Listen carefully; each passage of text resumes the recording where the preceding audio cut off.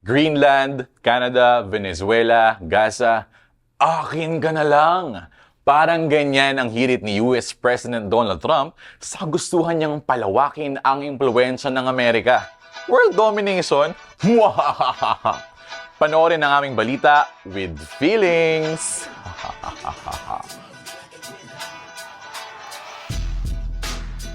Sa US, naghain ng panukalang batas ang ilang senador para pigilan si US President Donald Trump na manakop ng mga teritoryo kahit walang approval ng US Congress.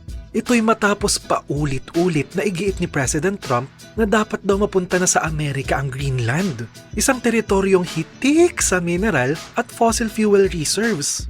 Hindi lang Greenland ang tinarget ni Trump. Dati na rin niyang sinabi na gusto niyang gawing annex ang Canada at Mexico. Ay, aggressive expansion yarn? Pero mas seryoso ang mga aksyon ni Trump sa Gaza Strip, kung saan may redevelopment master plan ng US. At pati na rin sa Venezuela, ang latest na bansang gustong sakupin ng US.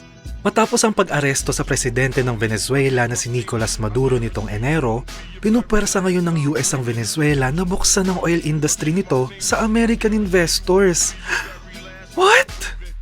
My own morality, my own mind. It's the only thing that can stop, and Not international and that's law. very good. I don't need international law. Sabi ng grupong ILPS Philippines, hindi lang langis o mga mineral ang habol ng US sa mga teritoryong gusto nilang sakupin, gaya ng Venezuela, Gaza at iba pa. Ang geopolitical agenda ng US ang totoong nasa likod ng mga agresibong aksyon ni Trump, sabi ng grupo. Gusto raw siguruhin ng US na protektado di umano ang mga interes nito sa Latin America, West Asia at sa iba pang rehiyon at manatili silang super mega number 1 global power. Yan din ang dahilan kung bakit patindi ng patindi ang presensya ng US troops sa Pilipinas. Para sure daw na may control pa rin sila sa Asia sa gitna ng banta ng China.